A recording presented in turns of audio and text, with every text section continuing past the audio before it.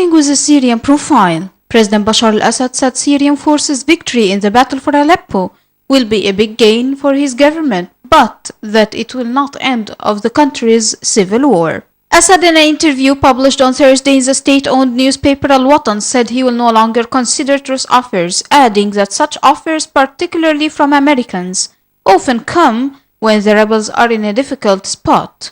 He also described his forces' fight in Aleppo as one against terrorism and a conspiracy to destroy and divide Syria. On to Iraq's crisis, Iraqi parliament speakers say an airstrike targeting the Islamic State-held town of Qaim near the Syrian border killed and wounded dozens of civilians, and that he is holding the Iraqi government responsible. The airstrike hit unarmed civilians in shopping centers in Qaim and caused the killing and wounding of dozens of them, Speaker Salim Al-Jabouri said late Wednesday, calling the incident a crime and saying the perpetrators should be punished. On the other hand, the government said fighter jets targeted IS militants in two houses in Qaim, but denied civilians were present.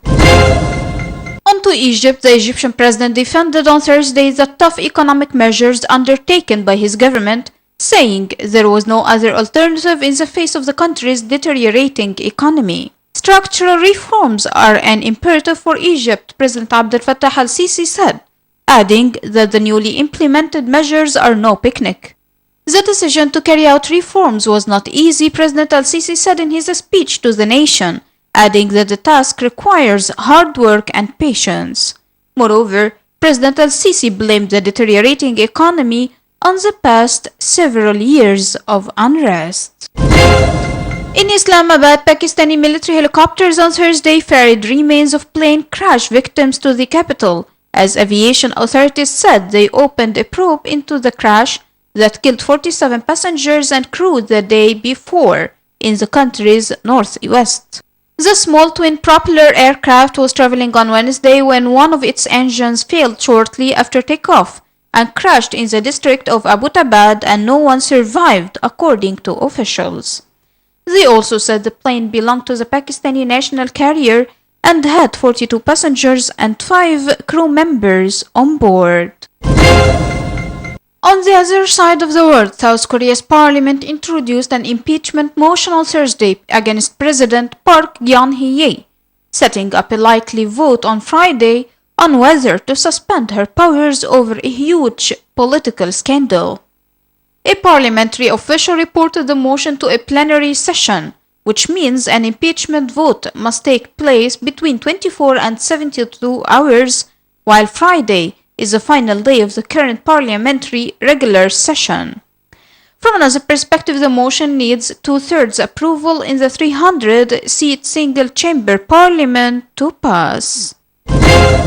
On to natural crises, humanitarian organizations descended on Indonesia's Aceh province on Thursday, as the local disaster agency called for urgent food supplies and officials raced to assess the full extent of damage from an earthquake that killed more than 100 people. Volunteers and nearly 1,500 rescue personnel concentrated their search on the hard-hit town of Mirudu in Pedi Jaya district, near the epicenter of the magnitude 6.5 quake that hit before dawn Wednesday. National Disaster Mitigation Agency said the death toll had risen to 102 and warned it could increase, adding that more than 750 people were injured. And finally, economic news. Global shares rose on Thursday following upbeat trade data from China. Britain's FTSE 100 gained 0.2% to 6,914.73, and France CAC 40 added 0.3% to 4,709.35. Germany's DAX rose 0.6% to 11,051.22. Futures augured a tepid start on U.S. markets, as Dow futures gained 0.1%, while S&P 500 futures also added 0.1%. Moreover, Japan's Nikkei 225 surged 1.5% to 18,765.47, while the Shanghai Composite Index slipped 0.2% to 3,215.37. This comes as in China customs data showed exports rose 0.1% to $19.7 billion compared with a 7.3% fall in October.